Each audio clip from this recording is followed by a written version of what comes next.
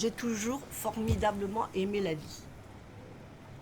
Bon, j'avoue que ce 17 septembre 86, elle m'a pas fait un cadeau. Là. Elle a été très très très dure avec moi. Je me rendais à un rendez-vous chez un client, donc je passais tout à fait par hasard. Il y a eu un souffle et je me suis sentie projetée en l'air. Et quand je suis retombée par terre, j'ai dit ça y est, je suis dedans. Parce qu'à l'époque, il y avait des attentats tous les mois et demi. Je me souviens de tout.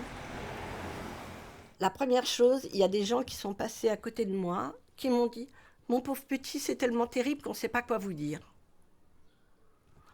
Après, il y a une dame de très bonne volonté. Et elle m'a pris la main.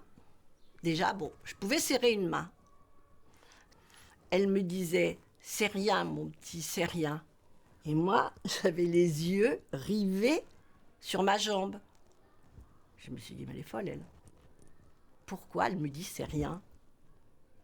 Alors, pardon, madame, si un jour vous m'entendez, je l'ai jeté.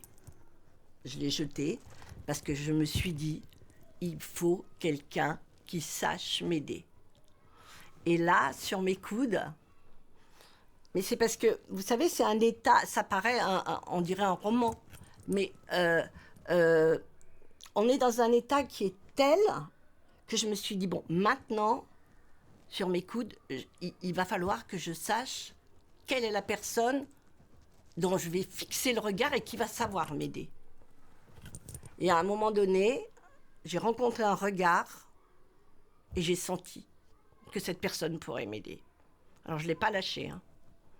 Je l'ai forcé à m'aider, on va dire. Avec le regard, je l'ai forcé à m'aider. Et déjà, il m'a couvert la jambe. Et puis après, son objectif, parce que j'avais l'artère tibiale qui avait sauté.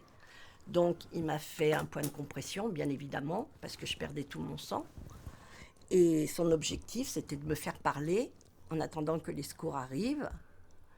Donc moi j'ai parlé, je lui ai dit, il faudra que vous fassiez, mais dans tous les détails, hein, je lui ai dit, hein, comme quoi, il faudra que vous alliez, que vous téléphoniez à mes parents, que vous fassiez ci, que vous appeliez demain à mon travail. Et à partir de cet instant-là, déjà, le comportement du photographe n'existait plus. Je suis obligée de revenir en arrière parce que j'ai oublié le photographe. C'est-à-dire qu'il y a un photographe, comme il y avait la FNAC à côté, qui était à la FNAC. Donc, comme moi, j'étais une bonne proie, il m'a photographié sur tous les plans, parce que j'avais les yeux exorbités, dans la mesure où j'avais regardé ma jambe et qu'il y avait une moitié de ma jambe qui coulait sur le trottoir. Et comme j'avais beaucoup de cheveux bouclés, ils étaient en train de griller petit à petit. Donc je pense que j'étais une bonne cible pour le photographe. Et je lui ai tendu la main et il est parti sans se retourner.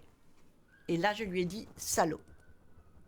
Parce que là, je me suis dit « je ne suis plus dans le monde des êtres humains ». J'ai changé de monde. Je ne sais pas dans quel monde je suis. Au début, je me suis crue de l'autre côté de mon poste de télévision. C'était la guerre au Liban. Et après, quand il m'a fait ça, c'était comme, vous savez, une désespérance totale. Ça a été un choc pour moi aussi grand que l'attentat.